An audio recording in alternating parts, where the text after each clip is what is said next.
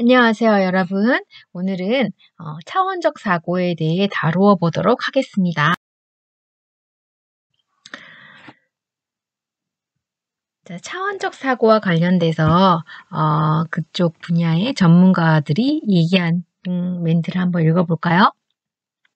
크기나 색채, 형상을 바꿔 새로운 차원을 시도한 대표적인 인물들로는 화가 조지아 오기프, 조각가 헨리 무어, 또 조각가 노구치 이사무 등이 있습니다. 화가 조지아 오기프는 차원적 사고와 관련하여 다음과 같은 말을 했습니다. 내가 본 꽃을 그대로만 그렸다면 아무도 내가 본 것을 보지 못했을 것이다. 꽃이 작은 만큼 그림도 작게 그렸을 테니까 말이다. 라고요. 조각가 헨리 무어는 차원적 사고와 관련하여 다음과 같이 말했죠. 조각이 평면 예술보다 어려운 것은 3차원적인 형태에 감응하는 능력이 필요하기 때문이다. 라고요. 즉 생명인 사람보다도 형태맹인 사람이 훨씬 더 많은 것이다. 라고요. 조각가 노구치 이사무는 차원적 사고와 관련하여 다음과 같이 말했죠. 조작은 책에서 재현되지 않는 어떤 것이다. 즉 평면 위에서는 불가능하다. 라고요. 이들이 한 말에는 어떤 공통점이 있을까요? 이들은 우리가 2차원으로 인지하는 세계를 3차원으로 변형시켜 인지하는 능력을 가지고 있었습니다. 그리고 1차원을 2차원으로, 또 2차원을 3차원으로, 3차원을 4차원으로 변형시켜 해석한다면 기존에 우리가 인지했던 것이 어떻게 달라질까요? 우리에게는 이런 경험이 있긴 할까요? 과연 있다면 어떤 경험이었을까요? 만약 없다면 어떻게 경험할 수 있을까요? 이런 경험이 왜 창의성 교육에 필요할까요? 이런 것들에 대해서 생각해 보도록 하겠습니다. 자, 앞서 차원적 사고에 대해 언급한 인물들의 사진입니다. 화가 조지아 오기프, 조각가 헨리 무어, 화가 피에트 몬드리안, 조각가 노구치 이사무입니다. 자, 차원적 사고란 무엇일까요? 차원적 사고란 2차원에서 3차원으로 혹은 그 역방향 3차원에서 2차원으로 그 차원을 이동하는 것과 관련이 있습니다. 어떤 한 차원에서 주어진 정보들을 변형시켜 다른 차원으로 옮겨 놓거나 아니면 차원 내에서 어떤 물체나 과정이 차지하는 크기를 일정한 비율로 줄이거나 변경하는 등 우리가 알고 있는 것에 따라 공간과 시간 너머의 차원들을 개념화하는 것을 뜻합니다. 오늘 다루게 될 내용의 목차입니다. 참고하세요. 첫 번째 주제는 공간을 입체적으로 생각한다입니다. 공간을 입체적으로 생각하는 전문가들의 예로는 전문 무용수와 안무가가 있습니다. 이들은 주어진 공간을 활용하여 인간의 사고를 표현합니다. 무용수 아그네스 밀은 면과 면 사이의 공간이 아니라 단 한 면을만을 가로지르며 움직인다고 표현했습니다. 반면 오스카 슐레머라는 안무가는 무용이라는 예술에 대해 1차원적 표면의 기하학으로부터 절반쯤 입체적인 구조의 세계를 거쳐 완전한 입체인 인간 몸의 세계까지 왔다고 표현했습니다. 똑같은 무용을 표현하는데 두 사람의 표현이 많이 다르네요. 다음에 동영상을 여러분이 클릭하셔서 무용이라는 예술이 과연 어떠한 차원을 표현하는 것인지 여러분만의 그 개인적인 생각을 한번 의견을 생각해 보시기 바랍니다. 자, 공간을 입체적으로 생각하는 게임이 있죠. 바로 당구입니다. 여러분은 당구 게임을 해보신 적이 있나요? 당구 게임을 2차원으로 해석한다면 당구대의 어느 한 면을 골라 그 가운데 지점에 공을 놓고 인접면의 가운데 지점을 겨누어 치면 됩니다. 그러나 3차원으로 변환되면 입방체 내부 6면을 다 맞춰야 합니다. 한마디로 동일한 게임이지만 차원이 달라지는 게임이 되는 거죠. 정 2, 4, 7, 12, 20면체와 같은 것들을 플라톤 입체들이라고 했으며 3차원을 경험할 수 있는 예시로 들었는데요. 위에 링크를 클릭하시면 공간을 입체적으로 다른 예시를 구체적으로 보실 수 있습니다. 여러분 개별적으로 시청해 보시기 바랍니다. 다음은 성냥개비 문제를 여러분이 한번 풀어보시기 바랍니다. 상단에 성냥개비 그림에서 2개의 성냥개비만을 움직여서 7개의 정사각형을 만드는 과제를 여러분이 한번 해보세요. 자, 해답은 무엇일까요? 여러분, 링크를 클릭하시면 천재들을 위한 창의력 퍼즐 5가지가 있습니다. 한번 체험해 보시기 바랍니다.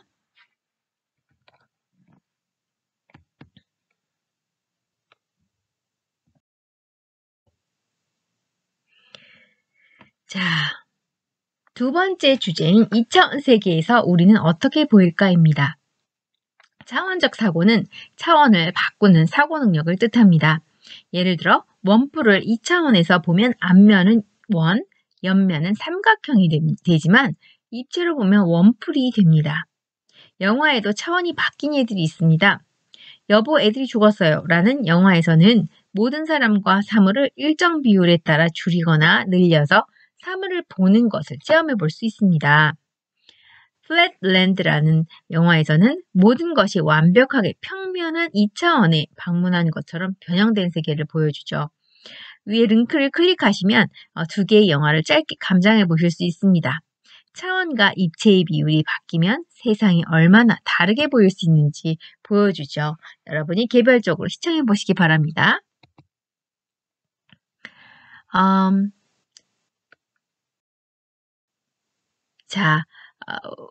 이 형상들은 투영된 형상이 변화하는 모습을 보여주기 위해서 산 미구엘 학교를 위해 제작한 에르네스트 문트의 그림자 조각이라는 작품입니다. 위에서 아래로 또 아침의 빛, 정오의 빛, 오후의 빛이라는 타이틀을 가지고 있는데요. 2차원의 시야는 태양의 각도와 상대적인 우리의 위치에 의해 왜곡될 수 있음을 단적으로 보여주고 있습니다. 왜냐하면 단 한 개의 물체라도 경우에 따라서는 그림 9-2의 조각이 보여주는 것처럼 많은 다른 그림자를 던질 수 있기 때문입니다. 신기하죠? 또 이 그림은 우리 시대의 1000개의 무상한 것들에 대한 서곡이라는 콜린 셀프의 동판 부식 판화입니다. 이 작품은 우리가 플랫랜드에 눕는다면 사람들이 어떻게 보일지 경험하게 해줍니다.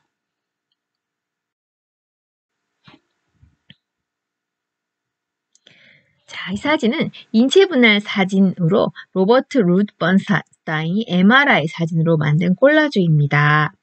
이 작품은 플랫랜드 사람들이 우리를 조각으로 본다면 어떻게 보일지를 예측하게 해주죠. 하단의 사진은 고대의 화석으로 발자국이나 기타 어떻게 사람의 크기, 또 무게, 신장 등을 추측하게 해주는지를 보여줍니다. 자, 여러분 한번 보시면서 링크를 클릭하시면 더 구체적인 내용들을 여러분이 살펴보실 수가 있습니다.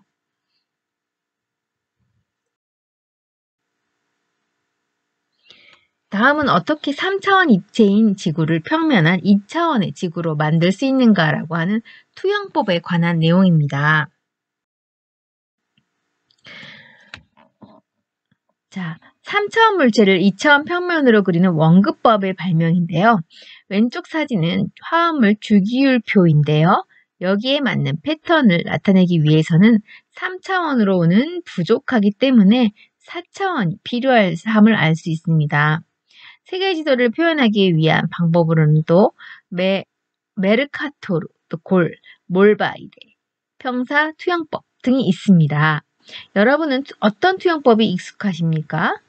어떤 투영법이 실제에 더 가까울까요? 네, 다양한 방법이 있다는 것이 신기하지 않습니까? 3차원을 2차원 평면으로 그리는 원근법으로는 원통 투영법, 원뿔 투영법, 평면 투영법 등이 있습니다. 원통 투영법은 지구를 원통에 넣고 투사했다고 생각하고 그리는 방식입니다. 원뿔 투영법은 지구를 원뿔에 넣고 투사했다고 생각하고 그리는 방식입니다.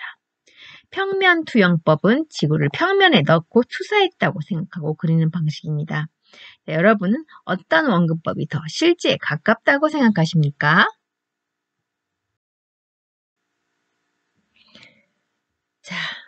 여러분이 보시는 이 그림은 그리실 때 원근법을 사용한 그림인데요. 원근법을 사용해서 그림을 그리는 것과 그렇지 않은 것은 어떻게 달라질까요? 원근법으로 그림을 그린다는 것은 3차원적인 풍경이나 물체를 평평한 캔버스나 종이 위에 투영하는 것이라고 할 수 있습니다. 아래는 원근법이 익숙하지 않았던 시절에 사실에 가까운 그림을 그리기 위해서 격자를 이용해서 그림을 그리는 모습입니다.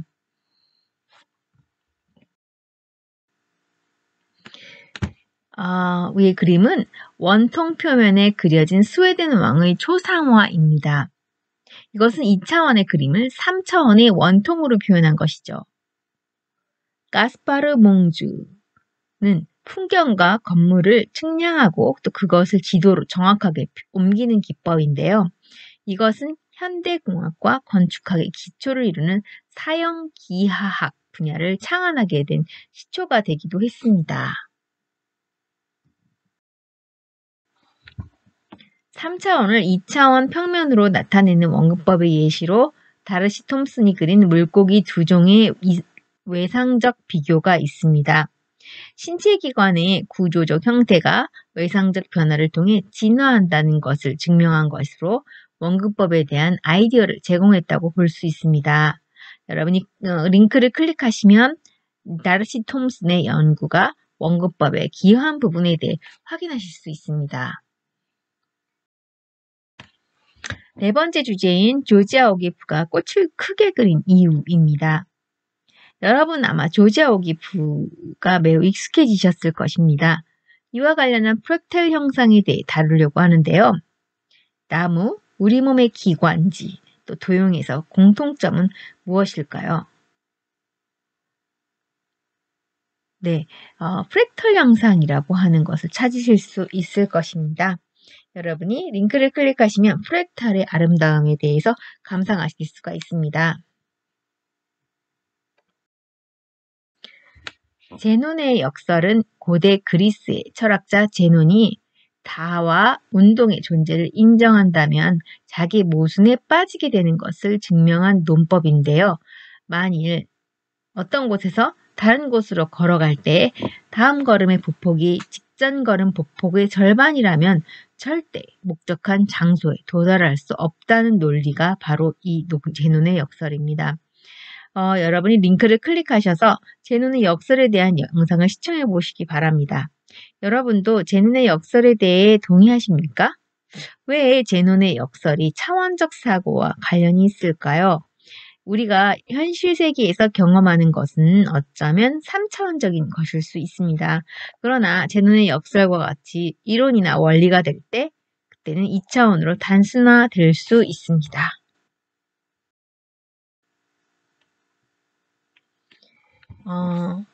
종이접기는 평면인 종이가 입체인 형태로 변형되는 과정입니다.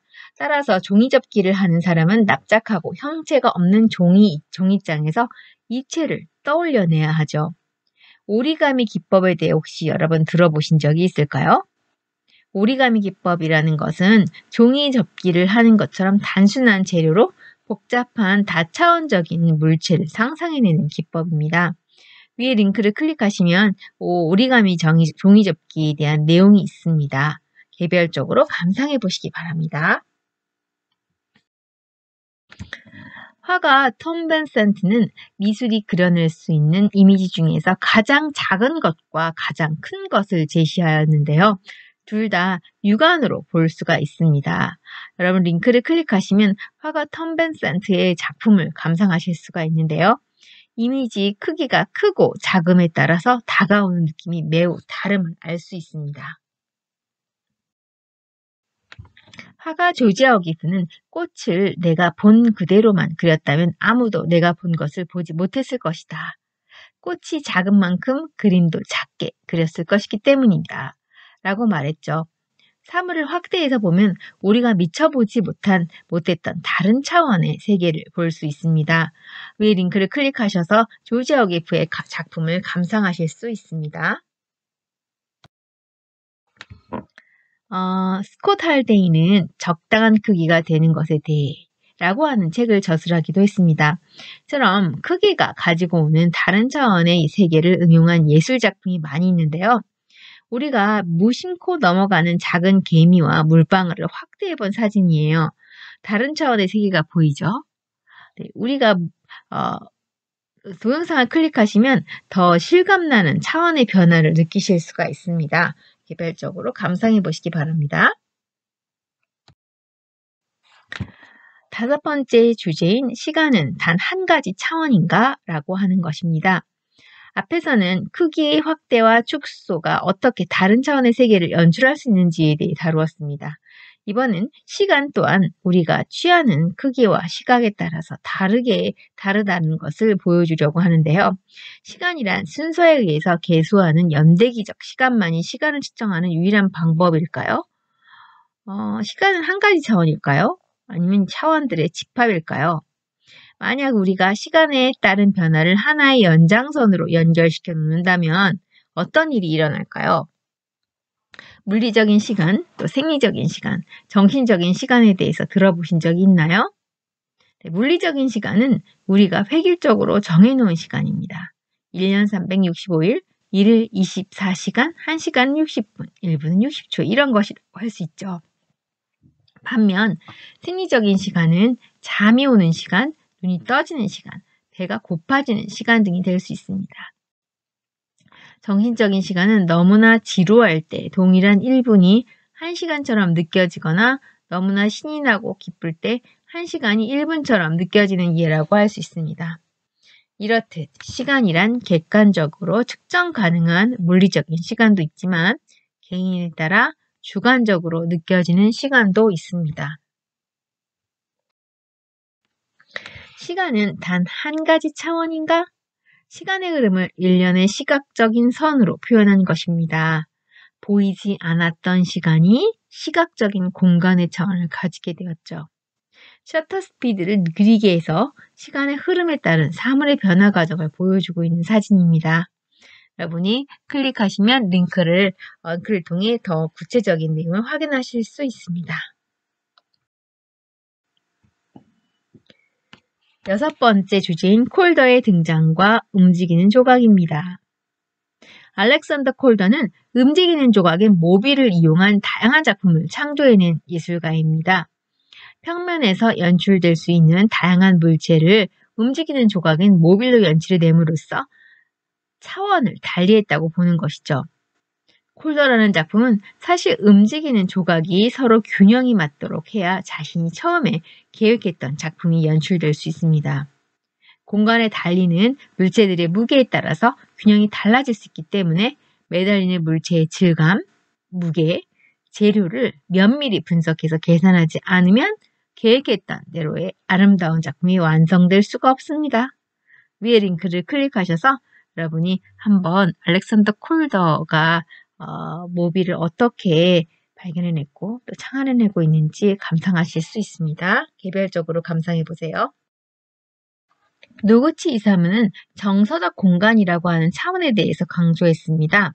즉 똑같은 장소라도 특정 장소가 담고 있는 정서적 의미가 있다고 하는 것이죠.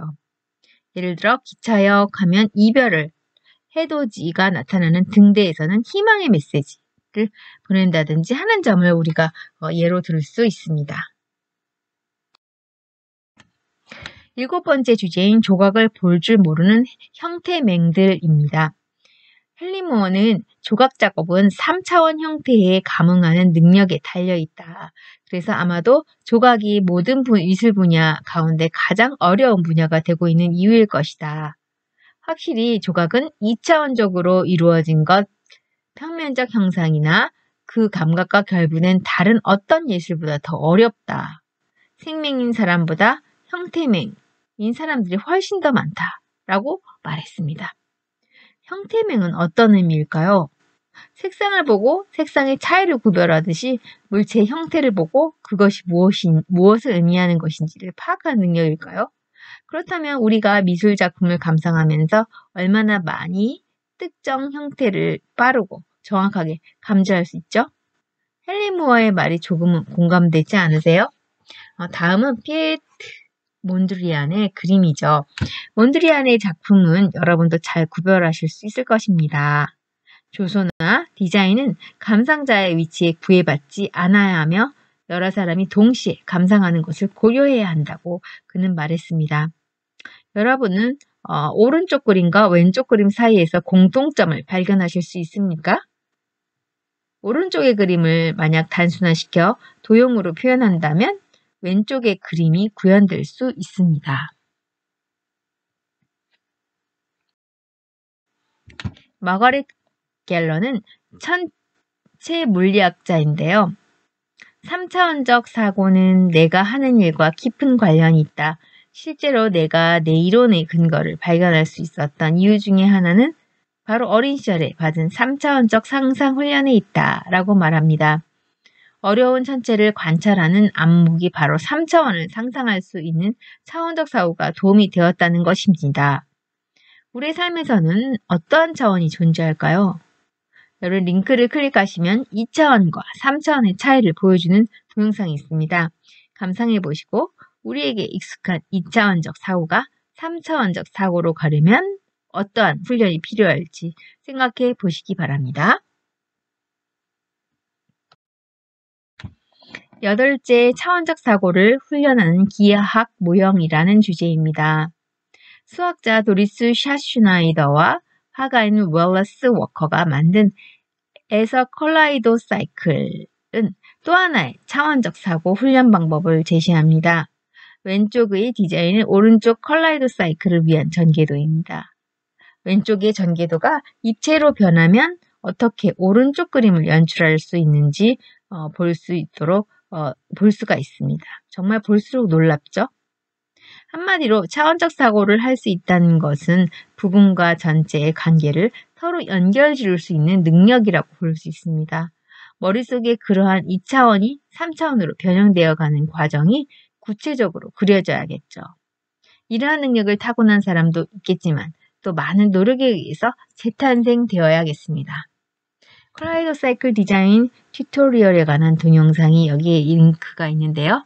여러분이 개별적으로 보시고 한번 시도해 보시기 바랍니다. 바우하우스는 예술가를 훈련시키는 곳으로 유명합니다. 바우하우스의 예술가나 디자이너들은 제자들이 한결같이 형태맹이었음을 알고 난 뒤 몇 가지 흥미로운 훈련 과정을 개발해냈다고 합니다. 위에 링크를 클릭하셔서 바우하우스의 훈련 방법에 대해서 감상해 보시기 바랍니다. 여러분도 바우하우스에서 훈련 받으시면 형태맹을 극복하실 수 있겠죠? 차원적 사고를 훈련하는 일은 쉽지가 않은 일이죠.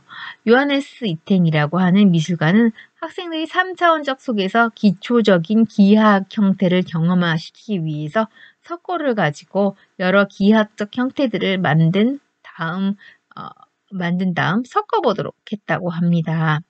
이러한 기하학적 형태들의 조합은 아마도 아래와 같이 입방체 재구성이라는 작품과 같은 결과가 있었겠죠?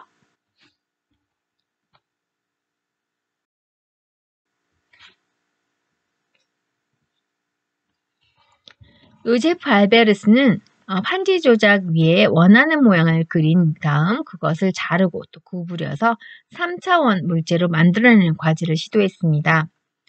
하단의 그림은 2차 평면의 그림을 자르고 연결해서 3차원 구성 작품을 만든 예시입니다. 상단과 하단 모두 비슷한 과정과 결과를 만들어냅니다. 이렇듯 2차원을 3차원으로 변형시키는 작업을 통해 우리는 전혀 다른 예술작품의 세계를 감상하실 수 있게 됩니다. 2차원이 3차원으로 변형되는 도구들의 예시입니다. 팝업북은 유아용 도서나 크리스마스 카드에서 많이 볼 수 있는 것인데요. 블록 조립 놀이는 블록 조각들을 연결시켜 새로운 입체를 만들어내는 것이죠. 여기서 블록 조각들은 단순히 2차원적인 요소들을 가질 수 있지만 부품 조각들이 연결되어 새로운 3차원의 세계가 펼쳐지게 되죠. 하단은 단순한 평면의 조각들을 연결시켜 새로운 3차원적 입체 도형을 만들어내는 예시입니다. 오른쪽 하단은 여러분이 어렸을 때 많이 해보시던 놀이죠. 나무 블록의 조각 하나하나는 큰 의미가 없지만 이러한 조각을 쌓은 완성품은 훌륭한 3차원의 입체 미술이 됩니다. 자, 이번엔 4차원에 대해서 말해보겠습니다. 4차원은 어떤 공간일까요? 어떤 물건을 잉크에 담갔다가 종이에 찍었습니다.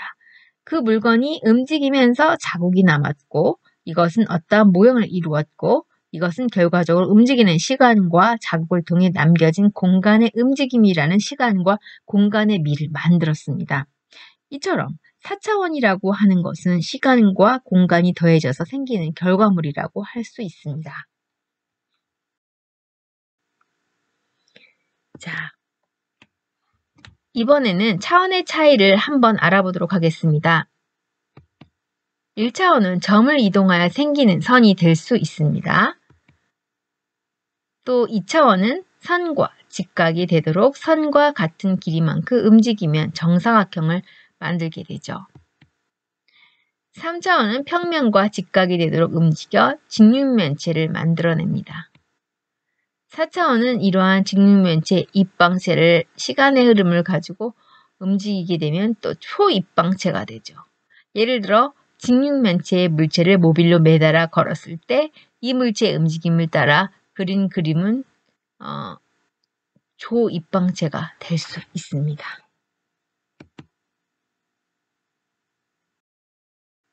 자, 오늘 배운 차원적 사고에 대한 핵심 개념을 정리해 봅시다.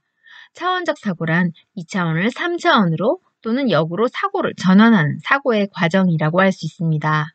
또한 한 차원에서 주어진 정보들을 변형시켜 다른 차원으로 옮겨놓는 것, 또 차원 내에서 어떤 물체나 과정이 차지하는 크기를 일정한 비율로 줄이거나 또 변경하는 것으로 이해할 수 있으며 또 이러한 공간이 시간과 결합하면 4차원까지도 생성할 수 있습니다.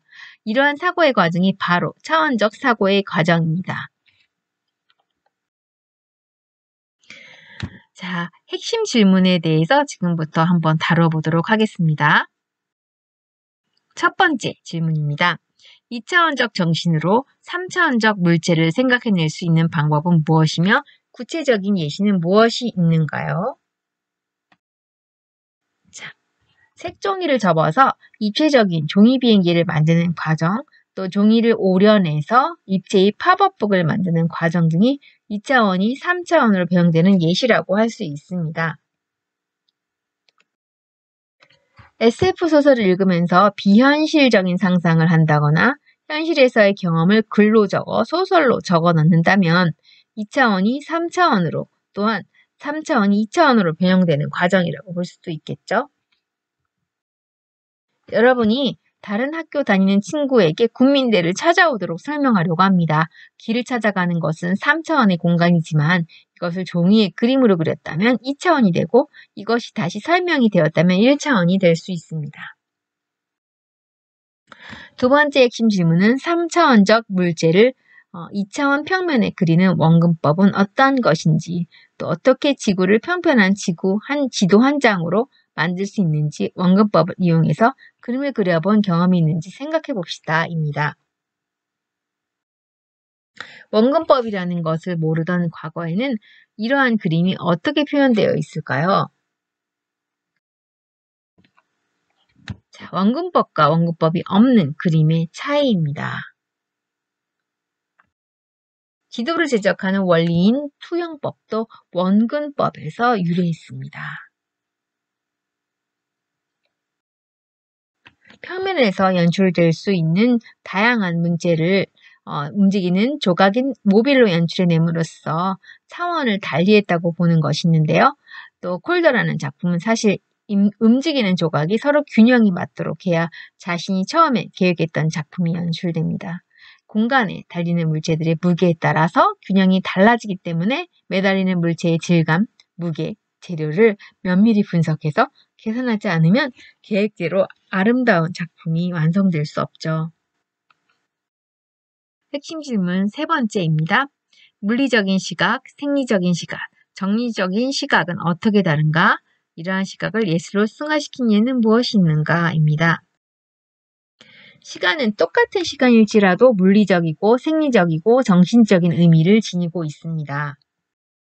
물리적인 시간은 개인에 따라서 서로 다른 생리적, 정신적 의미를 가지고 있죠. 영상은 시간과 공간을 압축해 놓은 4차원의 예술의 예시가 될 수가 있는데요.